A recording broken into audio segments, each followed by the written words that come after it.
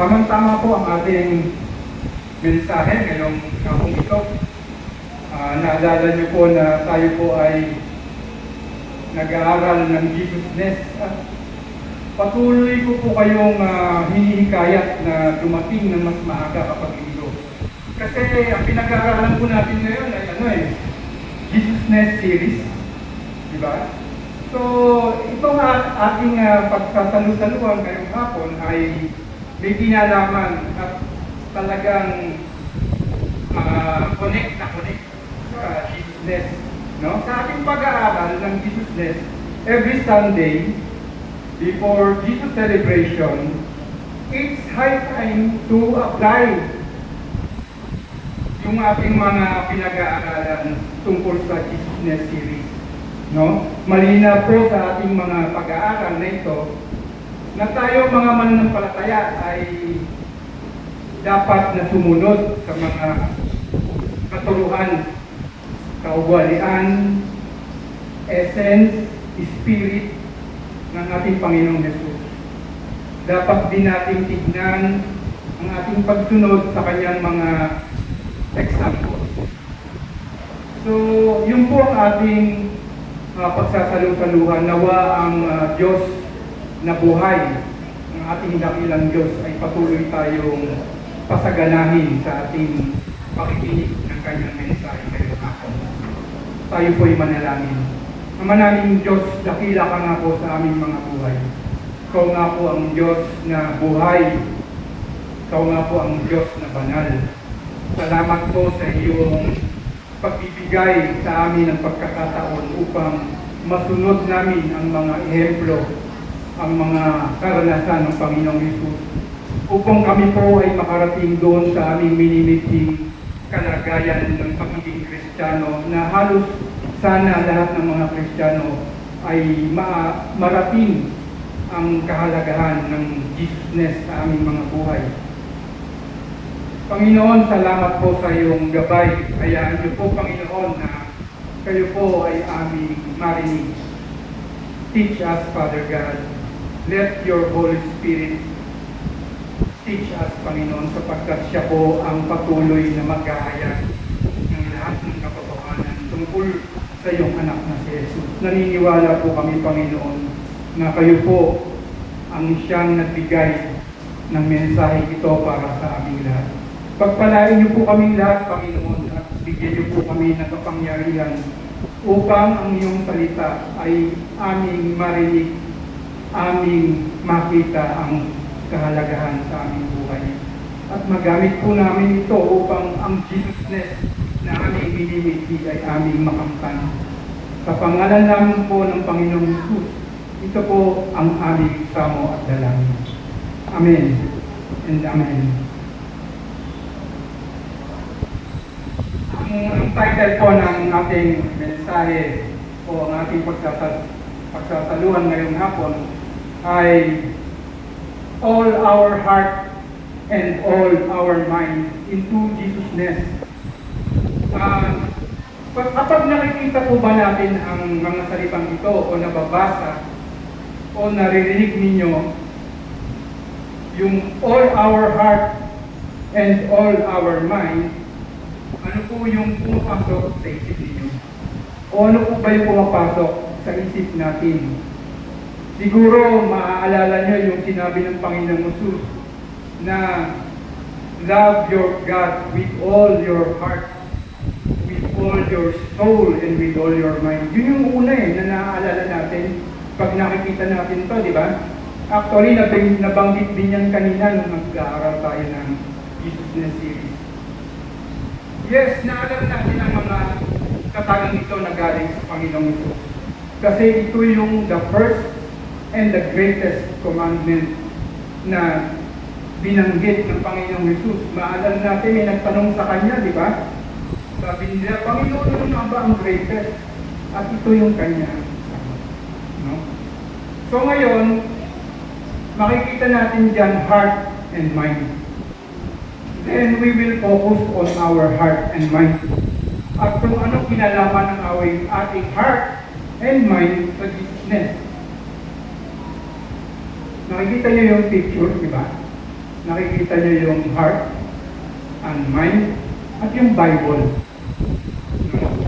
Siguro meron tayong maiksing Greek terminologies ngayong hapon.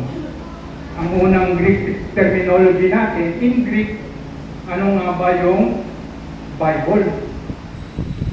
Ang Biblia, ang Greek word ng Biblia ay ta, Biblia. Ang ibig sabihin, books o the Bible. Bakit books? Kasi ang ating Bible is composed of 66 books. Tama, di ba? Kung naaalala nyo, 39 books doon ay Old Testament at 27 books ay New Testament. So, ta Biblia ang Greek word ng the Bible. Ngayon, cardia naman ang Greek word ng heart. Familiar kayo sa cardia, di ba? Actually, hiniram ng mga Amerikano ang word na cardia. Yan, may mga word na cardiologist, cardiac, may mga maraming word na ginamit yan. Ngayon, titignan natin ngayon kung ano ibig sabihin ng cardia o heart according to the Bible in relation to Jesusness. No? So, yan yung cardia. At ang mind naman ay nous. Ang basa ko dyan ay nous. No? Nous. So, parang ilong pero hawig lang. Nous. Nous po ang tawag sa Greek word na mind. No? Now, we will review and relearn the relationship between the first commandment na binanggit natin kanina, written in the Bible, at saka yung heart and mind. Pero baka tanungin niyo ako, paano yung soul? Yung soul po, wala po sa topic natin, so hindi natin siya nililika. No? So what does the Bible say about our heart and our mind? Cardia, in Greek, ang cardia ay represents the deep spiritual core encompassing emotions, desires, will, and moral character. Ang puso pala natin ay part of our spirituality. No? Kung ang katawan natin o ang pagkatao natin is composed of body and spirit, yung spiritual part nun ay sa puso nang gagaling. Siguro kung isipin nyo ang mga taong nakatira sa mga highlands o sa mga bundok, sinasabi ng marami, ay mga spiritual na mga taong yan. Kasi lagi sila nagpapausok, lagi silang tumitingala sa kawalan, nagdadasal sila. They are very spiritual. Not because of their clan, and not because of their ancestors, but because of their hearts. Kasi sa puso talaga nanggagaling yung spirituality. Sa puso natin, itinanim ng Diyos ang ating spirituality. Heart o cardia is one of the command center of the entire human being. It is far more than an emotional organ. So ang cardia pala ay isa sa command center, no, ng ating pagkatao. Ang pangalawang command center yung ating mind, which is our topic later. No? Bakit? Bakit naging command center ang puso? Our heart is one of the command center of our being. Kasi hindi lang siya nagpa-pump ng heart at ng blood sa ating buong katawan, sa ating veins. At hindi lang siya part ng ating circulatory system, pero tumutulong din ang heart sa pag-decide for something.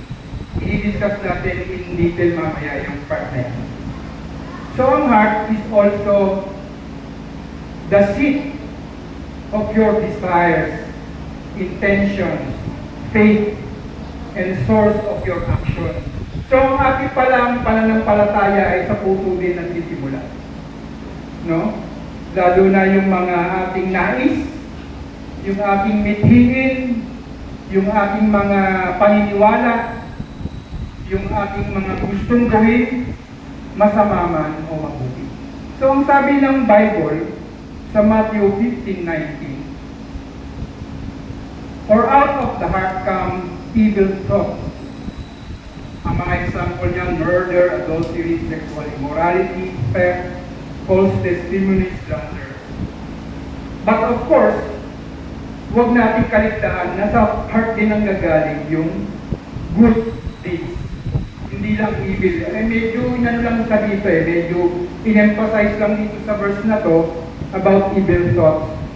But it doesn't negate our heart na dito din ang gagaling yung good and healthy intentions. No? So, heart is also considered the core of your identity that responds to God. Bakit nagiging core of identity sa harap ng Diyos ang ating puso? Kasi sa heart nang gagaling kung sino talaga tayo sa harap ng Diyos. Tama? Kasi, iba, lagi natin naririnig, ang Diyos ay tumitingin sa puso, hindi sa itsura kung guwapo o maganda, di ba?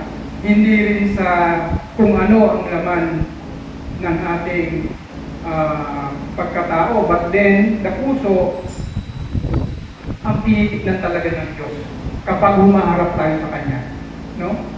So, okay lang namang magpaganda, magpagwapo sa harap ng Diyos, pero sa puso siya tumitingin. Sabi sa Proverbs 4:23, "Above all else, guard your heart, for everything you do flows from it." So, napakalinaw ng verse, di ba? Malinaw ang sinasabi sa verse, nabantayan natin ang ating puso.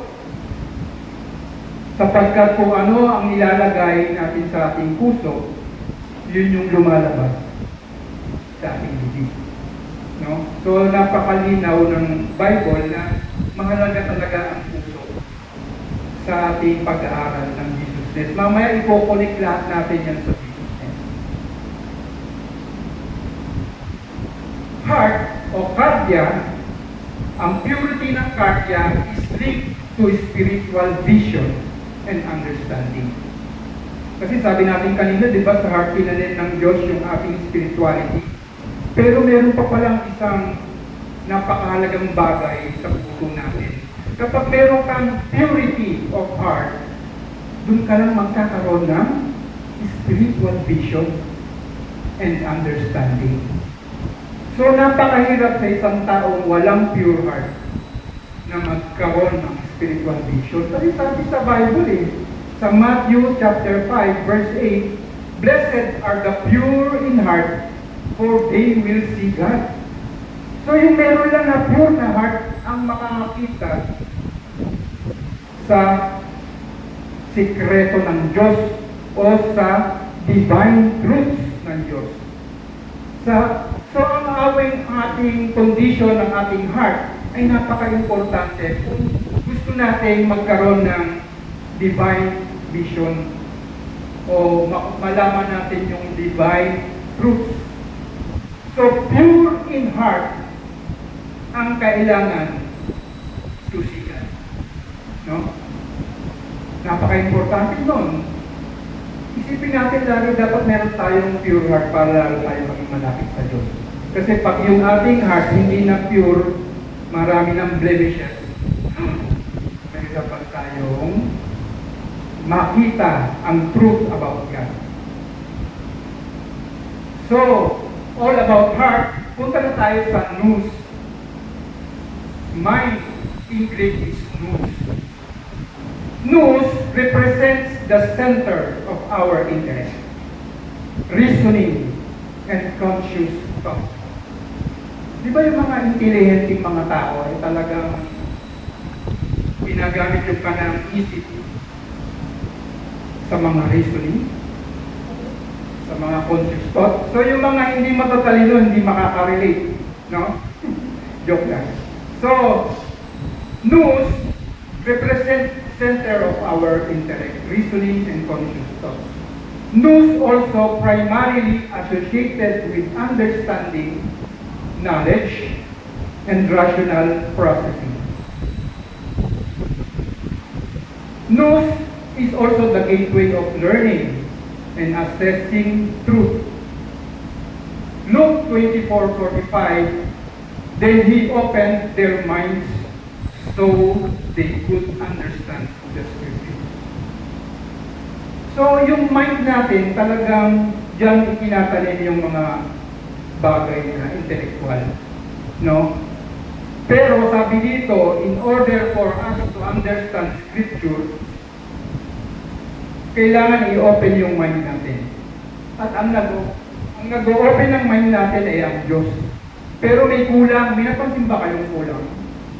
Kasi, yung pag-open ng mind natin, isang part lang yun. Ang pangalawang part para natin maintindihan ng Diyos ay ang Holy Spirit. Tama? Kasi the Holy Spirit is our teacher. He helps us to understand Scripture. John 14:26, but the Advocate, the Holy Spirit, whom the Father will send in my name, will teach you all things and will remind you of everything I have said to you. So ang mind, para maka-understand ng truths about God, kailangan din natin yung Holy Spirit. Pero first of all, dapat magpa-open muna tayo ng mind sa Diyos. And then we use the Holy Spirit whom was given to us when we accepted the Lord Jesus Christ. Ang Holy Spirit nasa atin na. So kakalabitin mo lang ang Holy Spirit to help you understand when you read the Word of God. The mind or the nous, kapag hostile sa Diyos, is governed by flesh. The reason why the Bible emphasizes renewal of mind, kasi kung mapapansin nyo, have you observed, yung mga taong hostile sa Diyos are usually controlled of the flesh. Sila yung mga taong nagsasalita ng bad words. Sila yung mga taong nag-prefers. Sila yung mga taong pleading in sin. So kapag ang tao ay hindi nagpapagovern sa Holy Spirit, nagiging hostile ang mind natin sa Diyos at sa kapwa. Kaya sabi ko sa Romans chapter 12 verse 2, siguro memorize nyo na to, no? Lagi nyo itong nakikita. Do not conform to the pattern of this world, but be transformed by the renewing of your mind, that you will be able to test and approve what God's will is, His good, pleasing, and perfect will. Ang Bible po, o ang Word, ine-emphasize niya po na mag-transform tayo Mag-transform tayo by renewing our mind, by renewing our way of thinking. Pero moreover, we need also to transform and renew our heart. Ilang mind, no? Renew our way of loving God and loving our fellow men. So when you see renewing of your mind, mamaya maintindihan nyo kung bakit kapag binanggit yung mind, it doesn't only mean the mind. It also includes the heart. Mamaya malalaman nyo kung bakit ko sinasabi yun. No? So the Bible presents the heart and mind as interconnected with each other, influencing the other. Mapapansin natin yan, di ba? Kung minsan, yung gusto ng isip, ayaw ng puso. Di ba nangyayari sa atin yan? Kung minsan naman, yung gusto ng puso, ayaw naman ng isip. Di ba? Halimbawa, ang puso mo, nagdududa. Di ba? Ang isip mo pupunod. Kahit sabihin ng isip mo, ito ang tama, pero yung puso mo nagdududa. Sasabihin ng puso mo, sundin mo yung puso mo. Kasi nagdududa ka, huwag mo sundin ang isip mo. Minsan ganun po or the other way around. So interconnected ang mind at ang heart. Kaya napaka-importante ng sinabi ng Panginoon, love the Lord your God with all your mind and with all your heart. Kasi connected siya eh. Connect na connect siya. Sabi sa Philippians chapter 4, verse 7, "And the peace of God, which transcends all understanding, will guard your hearts and your minds in Christ Jesus." So yung peace of God prevents flesh to control our heart. Kasi kung meron kang peace of God, talagang peaceful ka, walang way yung flesh or yung ating flesh na makontrol tayo. Kasi if the peace controls us, or the peace of God controls us, hindi na tayo makakontrol ng flesh to do something bad. Actually, kasama dito yung mga sitwasyon when we are too intellectual. Pag sobrang talino ang tingin mo sa sarili mo, o kaya sobrang extremely emotional ka, no, pwede tayong magkamali. Diba? Sino ba sa inyo ang sobrang talino o overly, extremely emotional? Diba? Kasi kapag sobrang talino, may tao kayong na-meet na sobra talino, mahirap pasayahin ang sobrang talino tayo. Diba? Buti nilang tayo, madaling pasayahin. No? So pag sobrang talino, mahirap pasayahin. Si Ate Angie, ang dali pasayahin. No? So pag sobra namang emotional, madali namang lumulungkot. Diba? O madali namang malugi ang taong too emotional. So we have to avoid both extremes. So ingat-ingat din, huwag masyadong pakatalino o huwag masyadong too emotional. No? Sakto lang naman. So the Holy Spirit is at work for the interplay and transformation of our heart and mind. Ang Holy Spirit kasali dyan eh. The interplay ng ating heart at ng ating mind. Sabi po sa Ezekiel 36:26, "I will give you a new heart and put a new spirit in you. I will remove from you your heart of stone and give you a heart of flesh." So ito yung sinasabi ko kanina sa inyo na yung heart, kapag binanggit sa Bible, it doesn't really mean heart lang. Ang Old Testament po, if you doesn't yet know, was written in was written in Hebrew or Aramaic. No? So, ang Hebrew term ng heart ay lev. Makikita niyo sa screen, lev. In Hebrew, ang ibig sabihin pala ng lev na Hebrew word is heart plus mind. So pag sinabi niya, I will give you a new heart, actually ang sinasabi, in context, dun sa Hebrew, I will give you a new heart and mind. No? Kaya minsan nalilito yung mga ibang tao pag nagbabasa ng Old Testament. Bakit heart lang hindi kasama mind? Pero actually kasama ang mind. Pag bumalik kayo sa original text na lev, it means heart and mind, no? So the Hebrew word for heart, which is lev, in context, represents the inner person encompassing the mind, the will, and the emotions. Pag sinabi mong will and emotion, sa heart yun eh.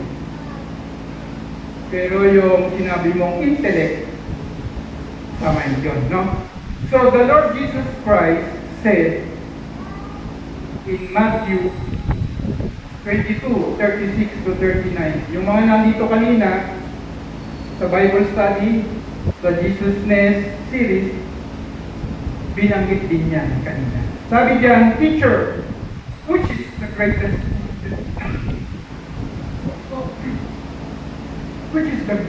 commandment?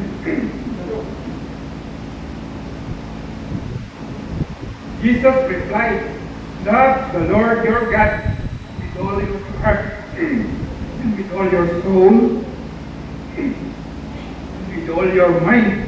This is the first and the greatest commandment.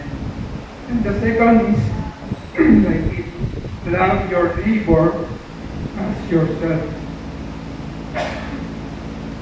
Excuse me po. So napansin ninyo dito sa very popular verse from our Lord Jesus Christ. Napansin ninyo, inuna dito yung pagmamahal ng buong puso at buong isip sa ating Diyos. Sa ating Most High God. Inuna ng Panginoong Jesus yun.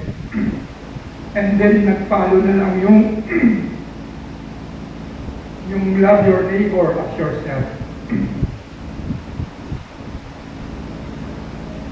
Nagpalo na lang siya, no? So, sa Jesusness po, sabi natin, Jesusness is to follow Jesus's commandment or command. So, this is the reason kung bakit nagpo-focus tayo sa greatest commandment na to. Kasi, ano to utos o law na galing sa Panginoong Jesus, di ba? Kung ang Old Testament people or Moses have so many commandments, ang Panginoong Jesus pinaiksi niya lang sa dalawa. At inuna niya to, yung love the Lord your God with all your heart, with all your mind, and with all your soul. So sa pag-ibig natin sa Diyos, kasama yung pagsunod sa kanyang mga teachings or sa mga teachings ng Panginoong Jesus at sa kanyang mga example. So pag sinabi mong you love your God with all your heart, kasama doon yung pag-follow o pagsunod sa teachings and examples. So to be Jesus-like or to propagate Jesusness is to follow as Jesus commanded. Yung mga commandment ni Lord, kailangan natin i-follow. Sabi niya, love God with all our heart and all our mind. So, kung gusto niyong makarating sa level ng Jesusness, ito ang una-una nating susundin. Yung commandment number 1. Jesusness is loving God with all our heart and all our mind. Jesusness is living in the teaching, example, character, spirit, essence, way, truth, and life of Jesus. So sa loving God with all our heart, dito po magsisimula yung simulang sumibol with all our heart, di ba? So, magsisimulang sumibol sa ating puso ang Jesusness. Ang Jesusness ng isang mananampalataya ay sa puso magsisimulang tumubo yan. Kaya dapat napakalinaw sa atin kung anong sinasabi ng Bible tungkol sa puso o sa kardiya natin, no? Mas dadali kasing sundin yung second commandment kung ginagawa na po natin yung first. Halimbawa, ginagawa na natin yung loving God with all our heart, with all our mind. Siguro mas madaling gawin yung love your neighbor and yourself. Kasi pag nandun na yung pagmamahal mo sa Diyos, sa puso at isip mo, pinapadali niya yung pagmamahal sa sarili at sa kapwa. Kaya nga, inuna ni Lord yan Yun ang basic na dahilan. So, unahin natin ngayon yung love God with all your heart. So, yan ang unahin natin. Proverbs chapter 3 verses 5 and 6. Trust in the Lord with all your heart. Makikita niyo po dyan, naka-highlight yung heart, kasi heart yung topic natin, no? And lean not on your own understanding. In all your ways, submit to Him, and He will make your path straight. So loving God is also trusting and submitting ourselves to Him. So kung mahal mo ang Diyos, kung mahal natin ang Diyos, trust, submit tayo sa Kanya.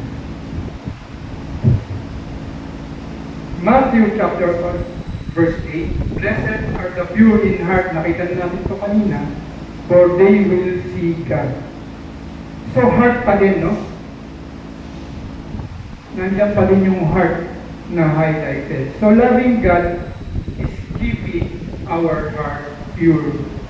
Sabi nga natin kanina, kapag pure ang heart mo, mas madali mo maunawaan ang truth about God. Kasi tinanim ng Diyos sa puso natin ang spirituality natin. Psalm 19 verse 14, Let the words of my mouth and the meditation of my heart be acceptable to thy sight, Lord, my rock and my salvation. So loving God is also keeping our words and meditation acceptable to God. So bantayan natin yung mga salitang lumalabas sa bibig natin at yung pag-meditate ng ating puso. So kung nababantayan natin siya ng maayos, that is one way of showing how we love our God with all our heart. Jeremiah 29:13, You will seek me and find me when you seek me with all your heart. Nandun na naman, no? With all your heart lagi. So, hindi nagkulang ang Biblia sa pagpapaalala sa atin about taking care of our heart to show how much we love our Most High God. So, loving God is also seeking and finding Him. So kung nagsisik ka, lagi mo siya hinahanap, you want to know all the truths about Him, through the help of the Holy Spirit, that also means loving God. No? Loving God with all our heart. John chapter 14 verse 1, Do not let your heart be troubled. You believe in God, believe also in me. So believing is also loving God. No? Sabi diyan, wag nababahala yung ating mga puso. Sinabi rin natin kanina, dapat meron tayong peace of God in our heart. So, i-maintain natin yun kung kaya. Kung hindi naman, lagi natin isama sa ating request, sa ating mga panalangin. So, loving God is believing in Him and His Son. Psalms chapter 9 verse 1, I will give thanks to you, Lord, with all my heart. I will tell of all your wonderful deeds. So, loving God is also sharing about God. Kung ano yung mga ginawang mabuti sa atin ng Diyos, sinishare din natin sa iba. Para yung iba na yon na makaririnig sa ating mga patotoo ay magbigay din ng kanilang pagmamahal sa pamamagitan ng kanilang sa ating Diyos. So much about loving God. Punta naman tayo sa next. Loving God with all our heart. Next is loving God with all our mind. Philippians chapter 2 verse 5, In your relationships with one another, have the same mindset as Christ. So yung mga relasyon natin sa bawat isa, mas maganda sana kung isa yung mindset natin. Meaning, isa yung mindset ng Jesusness sa atin. So kung lahat tayo, sabi nga ni Kuya Emer kanina, kung lahat tayo ay sumusunod o nagpa-practice ng Jesusness, nami-minimize o if not, nawawala yung mga interrelationship problems natin. Kasi kung isa yung layunin natin na maging follower ni Jesus Christ, following His example, following His teachings, then maganda talaga na isa yung mindset natin. So our mind is really very, very crucial na dapat yung mindset natin is like the mindset of our Lord Jesus. Colossians chapter 3 verse 2, set your minds on things above, not on earthly things. Ano nga ba yung things above? Natanong niyo na ba sa sarili niyo na ano yung things above? Ang things above is about God, no? Things of above is like, for example, the faithfulness of God. Mga things of above yan eh. Yung faithfulness ni Lord, yung kanyang goodness, kindness, no? And all of those characteristics of God is a product of Jesusness. Diba? Galing yan sa Jesusness. Galing yan sa love God with all your heart and with all your mind. Doon yan ang gagaling. So loving God is setting our mind to God's goodness. 1 Corinthians 2:16, for who has known the mind of the Lord, so as to instruct him, but we have the mind of Christ. Sibilang kailangan talaga meron tayong same mind of our Lord, same mind of Christ. Romans 12:2, huwag kayong magsasawa sa verse na yan. Do not conform to the pattern of this world, but be transformed by the renewing of your mind. Then you will be able to test and approve what God's will is. His good, pleasing, and perfect will. So loving God is renewing our way of thinking. Kung ang ating mind, ang laman ay panay intellect, panay kaalaman, o panay knowledge, siguro mas magandang ilaman din natin yung pagre-renew ng mga ibang laman ng ating mind. No? Baguhin natin yung way of thinking natin, maging way of thinking ng Panginoong Jesus. Kung paano ang Panginoong Jesus nakikitungo sa mga tao, dapat ganun din yung way of thinking natin. Diba? Sa Panginoong Jesus, nakikihalubilo sa mga tinatawag na mga makasalanan, mga patay gutom, o whoever na inaalipusta ng lipunan, pero ang way of thinking ng Panginoong Jesus ay yung kanyang pagmamahal sa tao. Romans chapter 8 verse 6, the mind governed by the flesh is death, but the mind governed by the Spirit is life and peace. Nabanggit natin ito kanina, di ba? Dapat yung mind natin, ang nag-govern talaga dyan, yung Holy Spirit. Kasi siya yung pinanggagalingan ng lahat ng katuruan ng Panginoong Jesus. Siya yung nagpapaalala nun sa atin. No? So, importante na nagpapagovern ang ating mind, including na rin yung our heart sa Holy Spirit. So loving God with all our might is letting the Holy Spirit govern our thoughts. Yung lahat ng ating iniisip, dapat pinapagovern o pinapamahala natin sa Holy Spirit. Philippians chapter 4 verse 8. Finally, brothers and sisters, whatever is true, whatever is noble, whatever is right, whatever is pure, whatever is lovely, whatever is admirable, if anything is excellent or praiseworthy, think about such things. So yun yung talagang pinag-iisip sa atin eh. Itong mga bagay na mabubuti, itong bagay na mga kamahal-mahal, mga bagay na noble, tama, right? Yan ang dapat nating iniisip. No? So, kung meron tayong naiisip na bag, palitan ka agad natin itong Philippians 4. Tawag dito? Itaboy ka agad yung mga ganong kaisipan. So, loving God is thinking of only what is good. So, conclusion na tayo. No?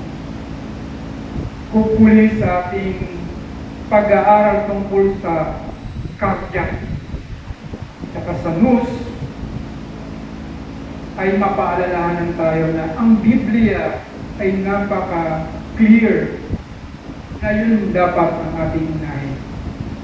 To love God with all our heart and all our mind. Although kung minsan yung heart and mind, sabi ko nga, minsan nasusunod si heart, minsan naman sumusunod si mind sa heart, or vice versa. So we have to lift up our mind, our heart to the Lord Jesus Christ. So in conclusion, as we do our very best to keep the first and greatest commandment of the Most High God, let the Holy Spirit help us bring out from us, bring out Jesusness in us by following Jesus' teachings and examples with all our karya and all our nous for God's glory and honor. Let us pray. Ama naming Diyos, kayo po ay tunay na dakila sa aming mga buhay. Salamat po, Panginoon, sa pagpapaunawa niyo sa amin kung gaano kahalaga ang inyong first and greatest commandment, na aming puso at aming isip ay sangkap sa pagsunod sa iyong anak na si Jesus, sa kanyang mga teachings at sa kanyang mga examples, in order for us to produce Jesusness in us, Panginoon. Nawa unti-unti man ay magawa po namin na masunod ang mga ehemplo ng Panginoon Jesus. At sa aming pag-aaral ng Jesusness, patuloy niyo pong bigyan kami ng kaliwanagan. Patuloy niyo pong paliwanagin kung gaano ka-importante na mamuhay kami in Jesus. At lahat po ng ito, O Diyos, pinagkakatiwala po namin na kayo po ang magpupuno sa lahat ng aming kakulangan. At hayaan niyo po kaming lumago. At hayaan niyo po kaming mag-practice ng Jesusness sa araw-araw namin pamumuhay. Gabayan niyo po kami, O Banal na Espiritu, sa aming araw-araw na ginagawa, sa araw-araw na aming iniisip. Kayo po ang mamuna sa amin. Sa dakilang pangalan ng Panginoon Jesus, ito po ang aming sama at dalangin. Amen and Amen.